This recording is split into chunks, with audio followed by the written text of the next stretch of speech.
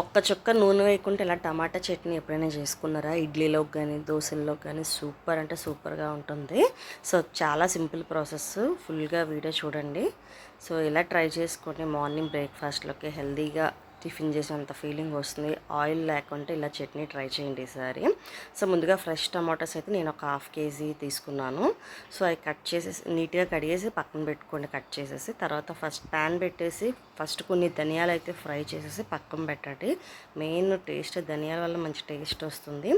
తర్వాత ధనియాలు పక్కన పెట్టేసుకున్న తర్వాత టమాటోస్ మొత్తం వేసేసి కళ్ళుప్పి వేయండి, సాల్ట్ కాదు.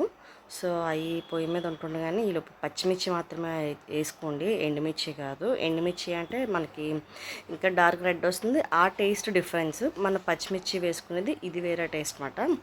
ఇందులో చాలా రకాలు మామూలుగా వేస్తూ ఉంటాం, అల్లము ఇవన్నీ వేస్తాము, బట్ ఇందులో ఓన్లీ మనకి టమాటా ఫ్లేవరు కాబట్టి సో అందుకనే ఓన్లీ ఇగో చూస్తున్నారు కదా, కొద్దిగా ఉడికిపోగానే ఈ పచ్చిమిర్చి కూడా వేసేసుకోండి. మనకు మెయిన్ మంచి ఏంటంటే ఓన్లీ ఒక టమాటా ఫ్లేవర్ మాత్రమే వస్తుంది ఇందులోని. టమాటా చట్నీ నిజంగా సూపర్ అంటే సూపర్ ఉంటుంది. చిన్న చింతపండు జస్ట్ పులుపు కోసం కావాలంటే యాడ్ చేసుకోండి, లేకపోతే లేదు, మీ ఇష్టమే. ఎందుకంటే టమాటాల్లో ఆల్రెడీ చిన్న పులుపు అనేది ఉంటుంది కాబట్టి ఒకవేళ ఎవరికైనా వద్దనుకుంటే స్కిప్ చేయొచ్చు.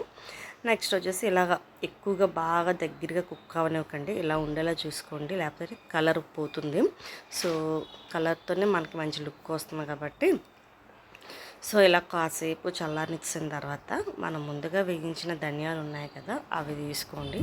ఫస్ట్ మిక్సీలో కొన్ని వెల్లుల్లి అండ్ ధనియాలు ఇవి మాత్రమే మిక్సీ కొట్టండి, టమాటాలు ముందు వేయొద్దు. సో అవి ఈలోపు మనకి టమాటా మొత్తం అవి చల్లారిలోకల్లా పోపు అయితే రెడీ చేసేసుకుందాం. ఆవాలు ఇవన్నీ వేసుకుంటాం కదా, పోపుకి సంబంధించిన దినుసులు ఇవన్నీ, ఎండుమిర్చి ఇవన్నీ, కరివేపాకు ఇవన్నీ వేసేసి బాగా వేగిన తర్వాత సో ఈ పోపు అయితే పక్కన రెడీ చేసి పెట్టుకోండి. మనకి మెయిన్ పోపే మెయిన్ టేస్ట్ మాట. మనకి పోపు లేకపోతే ఆ రుచి ఏమి ఉండదు. పోపు అనేది కావాలంటే వేసుకోండి, లేకపోతే అది అవసరం లేదు.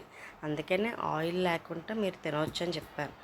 సో పోపు అనేది మీ ఆప్షన్, కావాలంటే వేసుకోవచ్చు, లేకపోతే ఇలాగే ఎంజాయ్ చేయొచ్చు అన్నమాట, సూపర్ ఉంటుంది. సో ఇలాగా బరకగా అయితే మిక్సీ పట్టేసుకోండి. ఇంకా మీకు తిక్కిగా బరకగా కావాలంటే ఇంకా ముద్దగా కూడా చేసుకోవచ్చు, అలా కూడా బాగుంటుంది. సో ఇలాగ అయితే టమాటా చట్నీ రుబ్బిసుకున్న దాని మీద మనం నెయ్యితో కానీ శనగల నూనెతో కానీ ఇంకా అంటే వాటితో ఇంకా ఎక్స్ట్రా టేస్ట్ వస్తుందన్నమాట, చాలా బాగుంటుంది.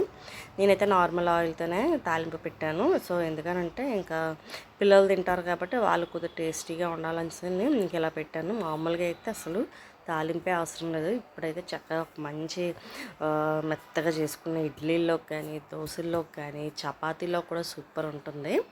సో ట్రై చేయండి, చాలా బాగుంటుంది అన్నమాట. అసలు ఇది కానీ ఒకసారి చేశానంటే మీకే నచ్చుతుంది. ఆయిల్ లేకుండా చట్నీ మీరు ఇంతకుముందు చూసే ఉంటారు, బట్ ఇది ఈసారి ఇలా డిఫరెంట్గా ట్రై చేయండి, చాలా చాలా బాగుంటాయి. సో మా ఇంట్లో నేను ఇలా చేసినప్పుడల్లా మా వాళ్ళందరూ చాలా ఇష్టంగా తింటారు. మీరు కూడా ట్రై చేయండి, నచ్చితే ఛానల్ సబ్స్క్రైబ్ చేసి లైక్ చేయండి. Okay bye.